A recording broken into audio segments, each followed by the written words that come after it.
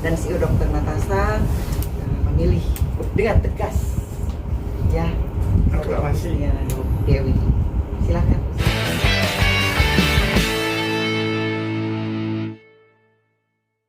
Jadi Mas Omar, kayak Mas Sony bilang, that's a great question. Sebenarnya kalau kita bicara sel punca, kita nggak lagi ngomongin soal itu, karena dia sudah di atasnya. Jadi yang kromosom, yang apa itu kan memang sudah sama, ya, bagi semua manusia. Nah, yang beda nanti alergennya, makanya nanti ada alergen test. Tetapi sel punca itu ada alogenik, autologus, ya, dipakai untuk diri sendiri, gitu kan ya. Tapi bisa juga disumbangkan untuk orang lain. Ya kita lihat aja kayak donor darah, bagaimana kromosomnya, ya kan. Tapi kita sekarang sudah bicara sel puncanya. Jadi yang itu sudah tidak ada masalah lagi. Tapi kami tetap dari World Council of Stem Cell di Geneva tetap punya SOP bahwa setiap orang, walaupun kita anggap misalnya bisa sama, semuanya pasti cocok, begitu kan? Sekian dekade pasti cocok, tapi tetap ketat sekali SOP yang diberlakukan di pusat dunia dan di Celtech. Celtech akan sama dengan apa yang diberlakukan di pusat dunia. Ya, karena presidennya ada di sini, jadi pasti tahu apa aturannya, nggak perlu ditegur-tegur. Karena the regulation dunia akan datang dari tim ahli kami dan akan keluar dari sini tanda tangan.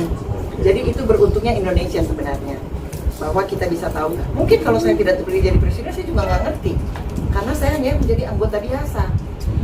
Dan itu saya nggak bisa tahu dari lokal. I should know dari pusat. Jadi saya nyatakan dari World Council of Stem Cell bahwa dengan keilmuan melalui jurnal itu sudah aman. Dokter Natasha mau tambahkan? Jadi mungkin intinya adalah kalau misalnya allogeneic dari donor, kita pasti kita masih harus make sure kalau dia match atau enggak. Tapi chance untuk dia nggak match itu very small karena the cell has been washed and nggak ada genetic material sebenarnya yang carry on ya di sel tersebut. Makanya bisa pakai donor. But pasti orang akan merasa lebih nyaman bila itu dari keluarga sendiri. Jadi kalau memang misalnya sudah disimpan di Singapura, di Malaysia ataupun di Indonesia, bisa dikirim ke lab kita di Celtech Stem Cell Center, nanti kita proses untuk membuat stem cell untuk keluarganya. Tapi bisa juga kalau misalnya memang tidak sempat disimpan, sudah terlanjur dikubur, nanti masih Indonesia, most of people udah kubur duluan, nggak apa-apa bisa pakai donor, tapi kita to make it safe, walaupun the chance untuk tidak match itu very small, kita tetap melakukan allergen test. Allergen. Ada yang kira alergi, jadi dia bawa tes alergi dulu, alergi bukan. Ya, cuma walaupun gitu sekarang kan lagi, kemarin ada wartawan dari sini, siapa yang bertanya, sedang ada pelarangan kan di sini, mereka di ban. Pelarangan untuk? Karena ada 2000 lebih kesehatan pusat yang mati di Singapura. Jadi kita sekarang kebanjiran, gitu. Banyak sekali permintaan karena mereka dari pemerintah Singapura sendiri sedang melarang. Bagus tuh. Pak Ori, halo. Terima kasih Roma. Congratulations. Pertanyaannya. Ada lagi yang lain? Good question. Silakan teman-teman yang lain. Oke, Mungkin kita cerita dulu acara hari ini kali ya, Iya. Prof?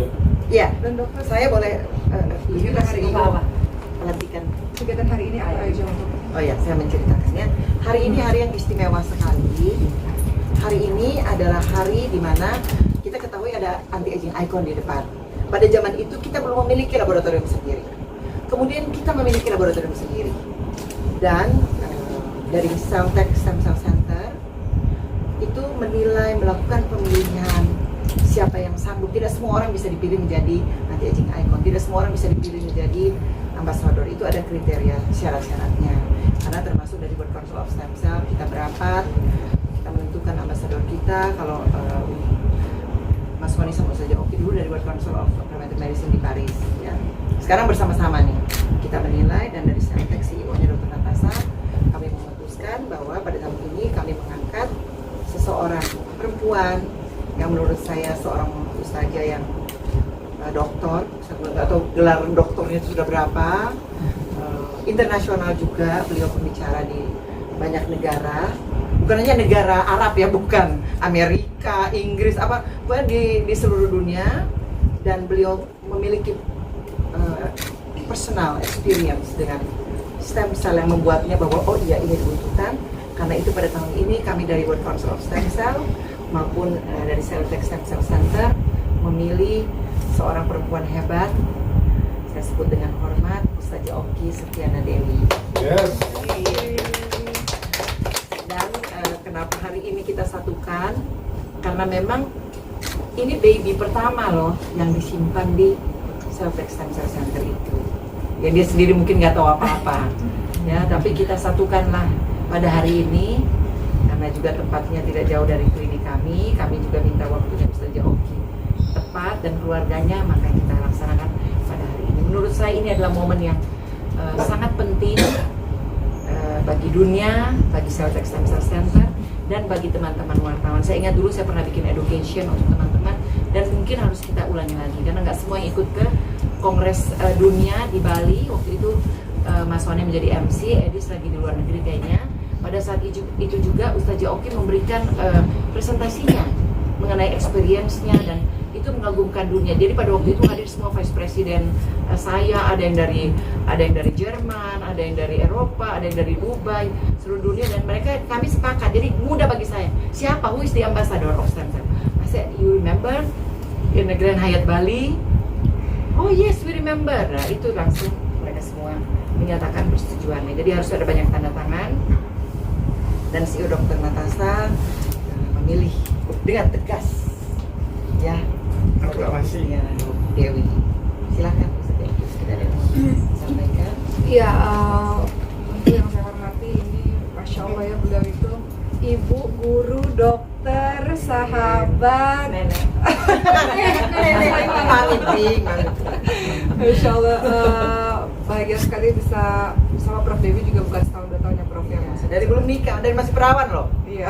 Perawan loh Bang Ori. Juga bahagia bersama dengan Dr. Natasha dan Mas Wandi di sini, Mbak Edis juga. Ya udah kakak saya, udah sahabat lah, temen berbagai macam. Pokoknya kalau udah kayak Mbak Edis tuh, kalau beliau lagi nggak di luar negeri datang biasanya. Iya. Masya Allah, Insya Allah. Jangan lupa Mas Wani kalau nggak disebut nanya. Oh iya, kita ketemu di Bali. Emulat. Saya bahagia sekali karena menjadi bagian dari secara spesifik Celltech Stem Cell Center ya. Secara globalnya bergabung dalam dunia per-stem cellan gitu ya, bersama dengan Prof. Dewi dan juga orang-orang hebat di jajaran dan di belakang beliau, Masya Allah. Saya teringat sekali Prof ketika Allah takdirkan Sulaiman dengan Prader-Willi syndrome. Pada saat itu namanya ibu baru lahiran, masih sedih-sedih, masih nangis-nangis, masih berpikiran macam-macam. Karena dokter namanya kelainan langka, tidak mudah untuk langsung menegakkan diagnosa pada saat itu juga. Dibutuhkan beberapa pemeriksaan, berbagai macam dokter, bahkan darahnya harus dikirim dulu ke luar negeri, dan prosesnya cukup panjang. Pada saat itu saya teringat sekali salah satu profesor yang menangani Sulaiman, beliau mengatakan, Oki, pada saat itu saya masih menangis-nangis di NICU ya, pada saat itu kata beliau, saya yakin entah kenapa kamu dipilih sama Allah dengan kisahnya Sulaiman yang seperti ini, satu hari nanti pasti kejadian yang kamu alami bersama dengan anakmu ini akan menjadi sesuatu yang bermanfaat untuk banyak orang satu hari nanti. Jadi beliau mengucapkan perkataan seperti itu, yang pada saat itu saya juga masih nggak berpikir macam-macam, teman-teman semua, karena saya nggak tahu apa rahasia Allah dengan memilih saya dari miliaran manusia untuk mendapatkan anak dengan kelainan langka. Tapi pada saat itu Profesor Rina namanya, beliau yang menangani masalah anak-anak di NICU, beliau katakan, entah kenapa saya yakin Allah pilih kamu untuk dan Sulaiman untuk bermanfaat untuk banyak orang. Waktu terus berlalu, ternyata saya baru menyadari bahwa di Indonesia ini orang-orang belum tahu tentang Prader-Willi syndrome, teman-teman semua. Padahal di luar negeri sana, Prader-Willi syndrome itu sudah dibahas banyak di international conference, di jurnal, di berbagai macam perkumpulan para dokter, itu sudah banyak dibahas. Namun Indonesia nggak tahu tentang Prader-Willi syndrome. Sehingga itu yang membuat saya jadi orang yang banyak searching, banyak baca, banyak cari tahu yang terjadi di Indonesia, karena saya harus cari yang senasib dengan saya, dengan anak-anak Prader-Willi syndrome. Dan saya menemukan banyak anak-anak yang meninggal dunia di usia kecil. Beberapa anak itu saya kirimkan foto dan videonya ke Prof. Dewi. Saya dikirim ya. Dan saya katakan, saya nangis karena mungkin merasa senasib sepenanggungan dengan anak-anak itu. Dan saya pelajari apa yang menyebabkan anak-anak ini meninggal dunia di usia kecilnya mereka, supaya saya bisa mengantisipasi untuk anak saya sendiri gitu. Walaupun ketika saya tanya dokter, apakah Prader-Willi syndrome bisa mengancam nyawa atau dia bisa bertahan hidup panjang atau tidak, dokter mengatakan insya Allah dengan terapi akan lebih baik. Tapi saya harus antisipasi kenapa anak-anak kecil ini banyak yang meninggal dunia. Jadi tidak terlalu susah buat saya sebenarnya, karena sekarang sudah zamannya sosial media, sudah zamannya internet, mencari tahu di berbagai macam pelosok tentang orang-orang yang mereka nggak tahu bahwa nama kelainan yang terjadi pada anak mereka adalah Prader-Willi syndrome. Tapi ketika saya tahu ciri-cirinya, jadi saya bisa mendiagnosis, saya bukan dokter ya, saya bisa mengenal lebih cepat gitu ketika saya lihat di video-video, di foto-foto tentang anak-anak Prader-Willi syndrome yang pada akhirnya mereka beberapa banyak yang nggak bertahan. Singkatnya, perjalanan dengan Prader-Willi syndrome ini membuat saya banyak berkoneksi dengan orang-orang di luar sana, di luar negeri, karena di Indonesia belum ada awareness tentang itu. Sampai akhirnya dokter-dokter salah satu rumah sakit mengatakan kayaknya Oki harus buat komunitas Prader-Willi syndrome Indonesia. Jadi udah ada. Sekarang sudah bergabung beberapa orang yang ada di grup kita, dan saat ini mereka berkaca, Sulaiman gimana seperti itu. Termasuk teman-teman di Malaysia kemarin juga presidennya tanya kepada Oki tentang stem cell. Karena saya gabung di komunitas di Malaysia juga, mengingat di Indonesia belum banyak saya kumpulkan gitu ya teman-teman semua. Intinya, sampailah perjalanan saya ketemu dengan Profesor Debbie Finsky. Panjang ya ceritanya. Intinya adalah saya memiliki secerca harapan, dan saya fokus kepada harapan itu di saat banyak sekali jurnal maupun banyak sekali video-video yang menakutkan buat saya, tapi saya nggak pernah fokus dengan hal-hal seperti itu. Saya fokus dengan kisah-kisah keberhasilan yang mungkin memang sedikit jumlahnya, tapi itu menjadi penyemangat bagi saya. Sampai akhirnya saya ketemu sama Profesor Debbie Finsky, dan kemudian mulai menjalankan untuk Sulaiman TV. Iya, di acara TV, dan nggak sengaja ngobrol, ternyata saya juga baru tahu, selama ini saya tahu stem cell buat kecantikan, buat awet muda, buat badan kita, rambut kita, kulit kita bagus. Saya nggak tahu kalau stem cell itu ternyata mengobati, insya Allah bisa, bukan mengobati ya, bisa mengatasi 80 jenis penyakit. Akhirnya mulai dari kisah itulah sampai hari ini Sulaiman sudah berapa kali ya Prof? 3 kali, 4 kali di stem cell, dan Prof Debbie mengatakan insya Allah akan ada rutin untuk pemeriksaan kesehatan Sulaiman. Saya katakan pada Prof Debbie, mau saya jadi brand ambassador kayak Prof, nggak jadi brand ambassador, mau muka saya muncul atau nggak muncul pun, ketika saya sudah merasakan manfaatnya stem cell, secara otomatis, bahkan tadi Prof, kenapa kita telah datang kemari? Karena ada seorang ibu yang usianya sudah sepuh, sakit di lutut. Pertama kali kami katakan, ibu boleh nggak coba stem cell, Bu? Baru diobatkan, sudah baik banget. Sekarang setiap kali ketemu orang sakit, mau cancer kah, autoimun kah, autis kah, diabetes kah, pasti kalimat saya adalah, boleh nggak coba stem cell? Boleh nggak ini Celltex Stem Cell Center? Boleh nggak hubungin ke situ? Sayang ya kalau ngelihat orang kayak nggak bisa jalan, padahal gampang banget gitu loh. Insya Allah, Insya Allah itu bisa diatasi.